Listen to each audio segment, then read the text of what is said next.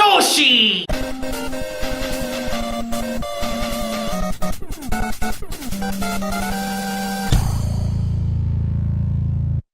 Hey guys, welcome back to the Beard Gaming Network. I'm the Bearded One, and today I bring you episode 5 of my Gaming Purchases Showcase series, where I show you all of the games and or gaming related items that I have bought since the last episode. The last episode wasn't too long ago, so it is going to be longer than the last episode. I will have more than 3 things to show, I promise.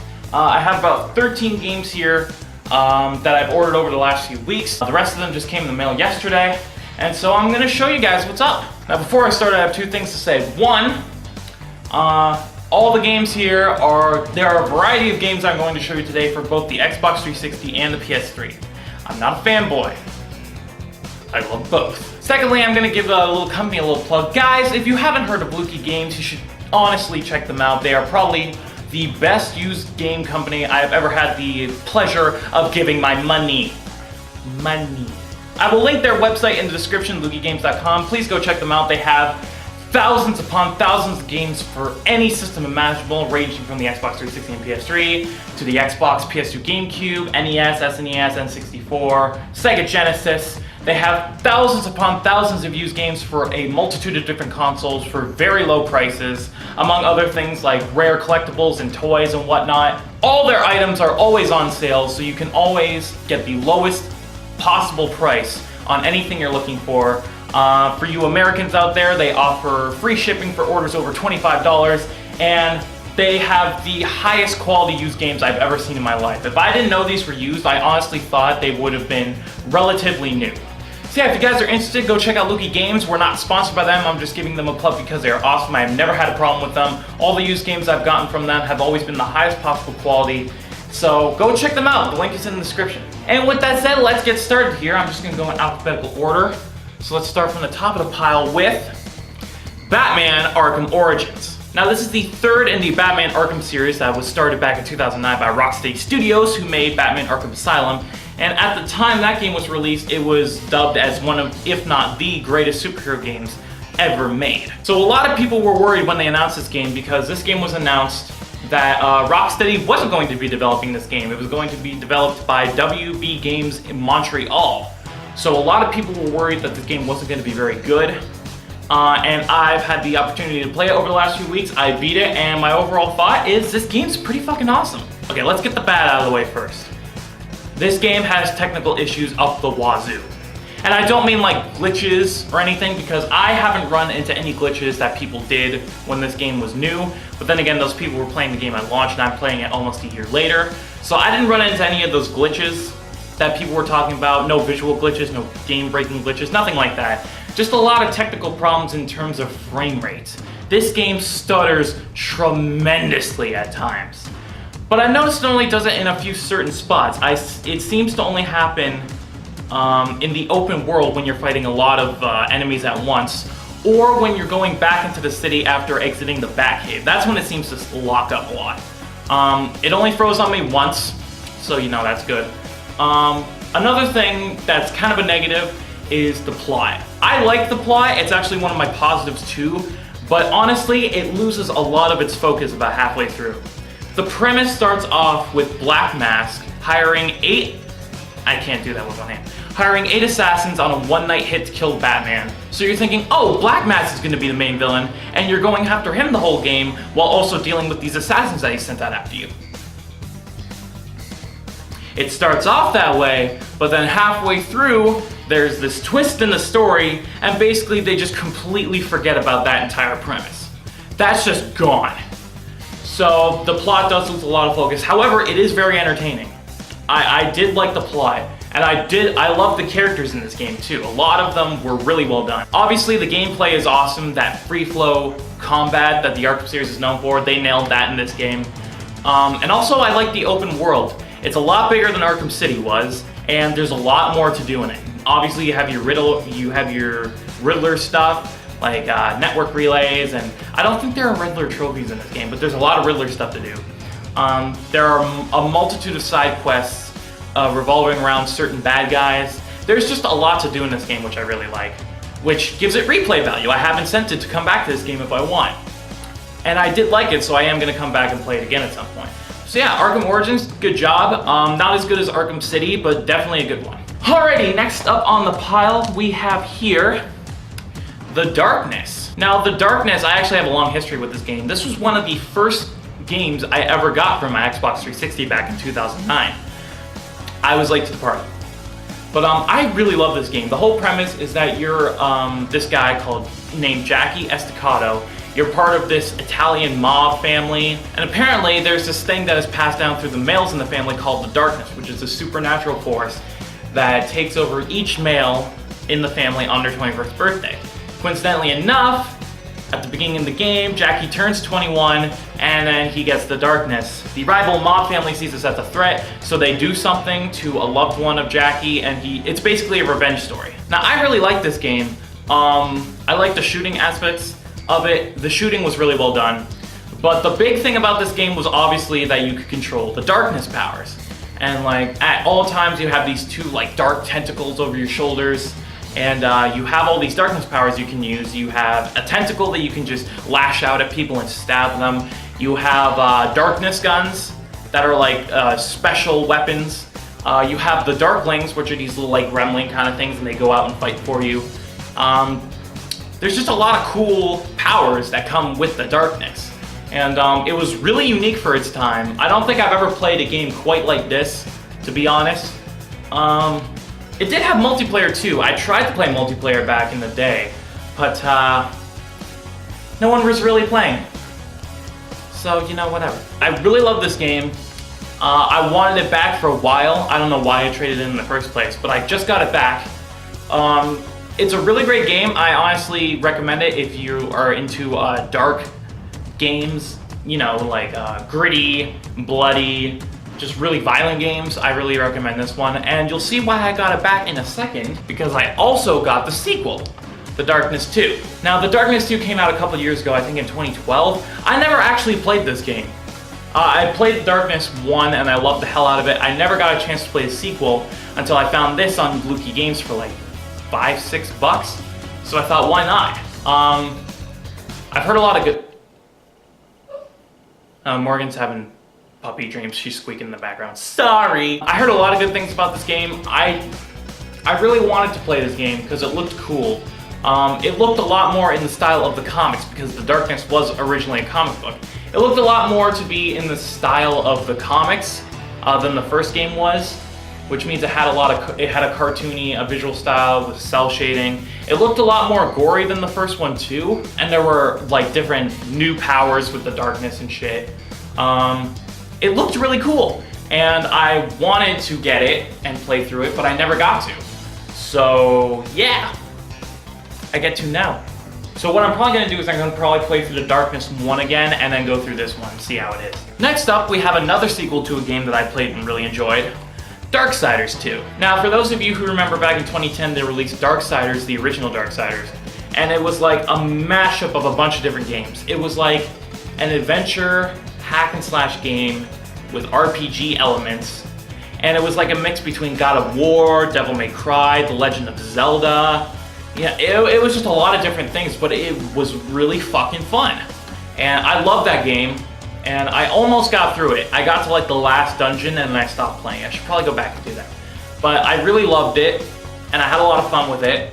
And then they announced this game, The Darkness 2. They announced Darksiders 2. It looked like they had added a lot more to the formula. There were a lot more RPG elements than in the first one. And obviously the new character, Death, who was the brother of War from the first game, obviously the Four Horsemen. Yeah, I never got to play this one either, and I really wanted to. So what I'm probably going to do is I'm going to finish up Darksiders 1 and then play through this game. I'm really looking forward to this. Next up, we have the first in a series, a very highly acclaimed series from the last few years. Here we have Dead Space for the PS3. Now you may be asking yourself, why did I get this on the PS3? Well, if any of you are PlayStation Plus members out there, you may remember back in July, I believe, Dead Space 3 was up for free, and I downloaded it. But I haven't played any of the Dead Space games. I remember playing the demo for this game a few years ago. I remember playing a little bit of Dead Space 2 at Riley's house, but I've never actually sat down and fully played through one of these games. So I thought, hey, I'm getting Dead Space 3 for free. why don't I pick up the other two and just play through the entire series? And obviously if I'm getting one on PS3, I should get the rest on PS3 just to be consistent with it. I've heard a lot of good things about this game. I've heard that it's a survival horror third-person shooter set in space, and obviously I know about the necromorphs. I actually played the demo of this game a couple years ago, and it reminded me a lot of like Resident Evil. It seemed like a modern-day Resident Evil. From what I played, it seemed to be a lot in the style of like Resident Evil 4, just like how it controlled and how it felt. And I'm all up for it. I've heard a lot of good things about this game, and I have one of them for free, so why not play the rest of the series? I'm really looking forward to this. Going off of that, we have Dead Space 2, which I've heard this is probably the best in the entire series. Again, picked this one up on the PS3, just to be consistent with the fact that I got Dead Space 3 on PS Plus, and the fact that this actually comes with Sony exclusive content, so why the fuck not? It comes with Dead Space Extraction, which is like their little rail shooter, I think. Think of it as like the Umbrella Chronicles for Resident Evil. But yeah, I don't have a lot to say about this one either. I've heard this is probably the best out of the entire series. And this one had multiplayer too. It was like humans versus necromorphs, which I'm really interested to play. Yeah, I'm really looking forward to this game too, and I can't wait to play it once I'm done the first one. Moving on, we have yet another sequel for a game that I played and loved. Here, we have Prototype 2. Now, if any of you remember Prototype 1, Prototype 1 came out around the same time that the original Infamous did. And back then, there was this whole debate about, oh, which game is better, which game is more fun. Basically, Infamous and Prototype were kind of competing against each other to be like the dominant superhero game at the time. And obviously, both were popular enough to get a sequel. I don't know if there will ever be a Prototype 3 though, but whatever. So I played the original Prototype, loved it, so much fun, running around the city, gliding around, running up buildings, smashing things. So much fun. I always wanted to play the sequel, but again, like Darksiders, I never got to play the sequel when it came out. So now that I have this, I'm gonna go back and finish Prototype 1 and then play this game. Next up on the list, I believe if you've ever watched the very first gaming purchases showcase, you'll remember me talking about a series of games that I really wanted to get into, but I could never find the original. Well, now I have it. This here is the original Saints Row. Yeah, but I think it was last summer. Yeah, I think it was last summer that I started this gaming purchases series. But last summer, when Saints Row 4, around the time Saints Row 4 was coming out, I was really into Saints Row. I heard so many good things about Saints Row, and I wanted to play it so badly. And since 4 was coming out, I wanted to just play through the entire series from the beginning. Unfortunately, last summer, I couldn't find this game, the original, anywhere. This game is actually pretty rare nowadays. But Lukie had it on their site, and it was less than $10, I believe, and I was like, now's my chance. I played through the rest of the series, 2, 3, and 4. So why not just go back and play this game and play from where the series began? So that's exactly what I plan to do now that I have this. I've heard that this game is pretty much just a straight GTA clone. It is nothing like the later games. This was way before Saints Row got like over the top, crazy, balls to the walls. So I'm not expecting this game to be very good compared to the later ones, especially since Saints Row 4 is my favorite out of the entire series. But I'm willing to play this game and see where the series started. And hopefully those jokes in the later games about like characters and stuff that happened in this game, I'll finally understand. Because I played Saints Row 2 first. These last 5 games are all relating to one franchise that I've just had a huge obsession with over the last few months. Here we have Transformers: Fall of Cybertron. Now, if you guys remember back in 2010, High Moon Studios released War for Cybertron, and that game was just awesome. I love that game. It was so much fun. They finally got Transformers games right with that one. And so basically High Moon Studios, other than the one exception, has developed all the Transformers games from that point. And this was the direct sequel to War for Cybertron, Fall of Cybertron. I've heard a lot of things about this game. I've heard mixed things about this game, actually. I've heard from certain outlets that it's better than War for Cybertron. I've heard that it's just as good as War for Cybertron. I've heard that it's not as good as War for Cybertron. So I'm gonna keep an open mind when going into this. This is probably gonna be the first out of all these games that I play. I haven't actually gotten to play most of these games yet because fucking Walking Dead season finale came out yesterday, Telltale Games, and I was an emotional wreck. God damn it, Kenny. So yeah, this is probably gonna be the first out of these games that I play. I'm really looking forward to this game. I played War for Cybertron and loved it. I have high hopes for this. Hopefully it's just as good. Next up, we have the latest game in the Transformers video game lineup, Transformers Rise of the Darkspark. Now, this is actually the first Transformers game since War for Cybertron that hasn't been developed by High Moon Studios. This game was developed by Edge of Reality, and you can definitely tell when playing it. This is actually one game that I managed to play all the way through because I actually bought this from Best Buy and it came in like almost 3 weeks ago. So I played through this game, and I've heard a lot of bad things about this game. This game isn't getting very high reviews for whatever reason.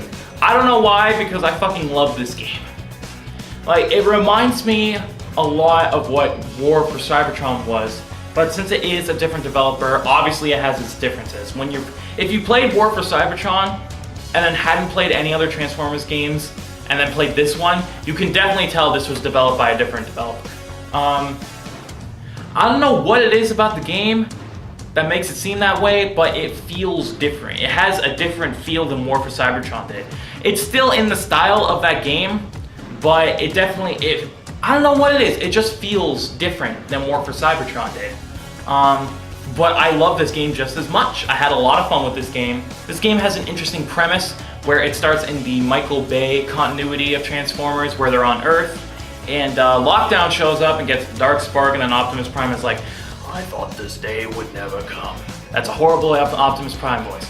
And then it flashes back to the War for Cybertron continuity when they were still on Cybertron, and it tells you all about the history of Darkspark and the fact that they fought for it in the war before Cybertron fell. And then it shows you up until the point where the Darkspark was expelled from Cybertron and flew to Earth, and then it cuts back at the end of the game to the current continuity of them fighting Lockdown. It's really cool.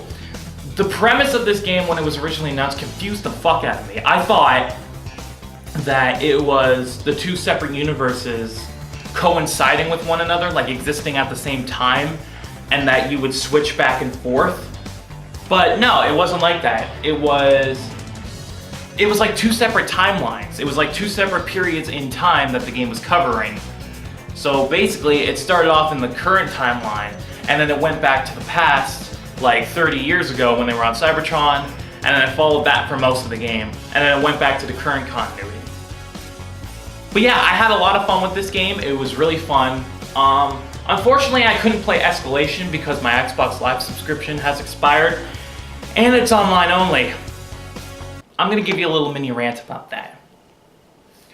Why is it that developers nowadays can't make a fucking offline solo mode for your fucking horde mode? Like, do you people realize that almost half of the people playing on this generation of consoles don't want to play online? I wanted to play Escalation by myself. Apparently I can't do that because it's online only, and since I don't have a gold subscription, I gotta wait until I renew it, blah, blah, blah. So basically, because that's online only, and I don't have access to online gameplay, I'm basically missing out of half of this game. What the fuck? Like, when will you guys learn that every online horde mode should at least have a solo offline counterpart for the people who don't want to fucking play online? But whatever, that doesn't take away from this game. I still loved it, I had a lot of fun with it. Fuck the final boss, and let's move on. Alright, now we're getting to the era of Transformers games that were film tie-ins. Oh boy. Here we have Transformers the game. Now why did I get it on the PS3? Because it was cheaper than the Xbox version. That's the only reason. So this is the game that was a tie-in for the first Michael Bay film back in 2007. I never actually played this game. Heard a lot of bad things about it, but I'm a huge Transformers fan, so I'm willing to give it a shot. This is one of those Transformers games that was open world, which honestly, is what I want a Transformers game to be. I would love an open world Transformers game where I could play as any Transformer I want, roam around this big open world, transforming whenever I want, and just exploring, you know? Which I've heard that this game is. So I'm looking forward to it.